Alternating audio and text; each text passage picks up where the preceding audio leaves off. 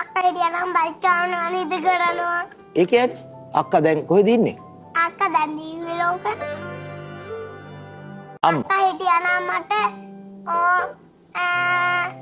නිදි කරනවා බත් කවනවා. අක්කා හිටියානම් කියන්නේ? අක්කා හිටියනම් බයික් ගන්නවා නේද කරනවා. ඒ කියන්නේ අක්කා දැන් කොහෙද ඉන්නේ? අක්කා දැන් දිව්‍ය ලෝකෙ. ඔයාගේම අක්කා ඕ මගේ. දිව්‍ය ලෝකේ ඕ එයා නැති වුණා මිති.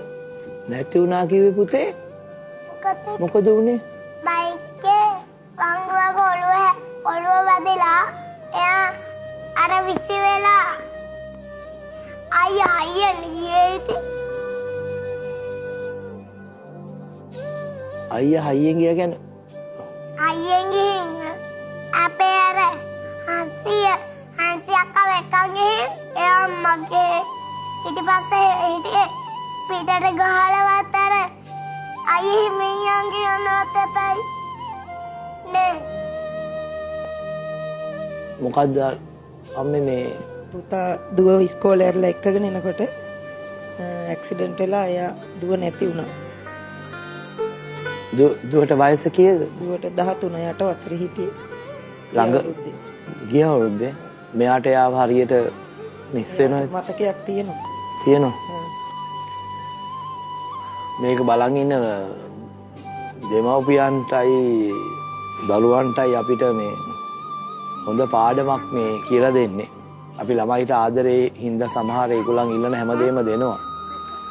ඒ වුණාට අත මේ චූටි දුවට යාගේ අක්කා නැති එක හරියට දැනෙනවා නේද? හා? මට දැනෙනවා. හොඳට දැනෙනවා.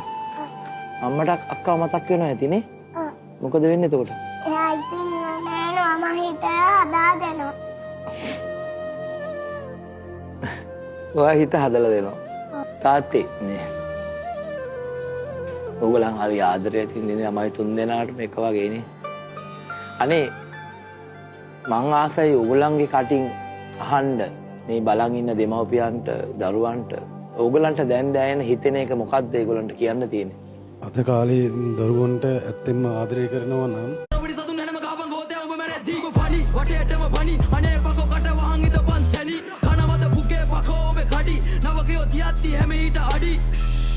ඇති උඹේ සේම් ෆ්ලෝ බ්‍රෝ කැරියෙක් උඹගෙන් දකි 007 ගේ දකින්න නැති දැන් පාවඩ එලගෙන රෙඩි වයන් පොඩි රියල් අයියා සෙල්ලමට වඩි මල හිතන්නේ පතන්නේ මගේම කැමැත්ත දාලා නැවෙන්නේ උන්ගේ විනිශ්චය මර පිපිච්ච සෙල්ලම මයි ටෙක්ටෝ විදිච්ච පර වෙනවා සෙනික රැල්ලට පිපිච්ච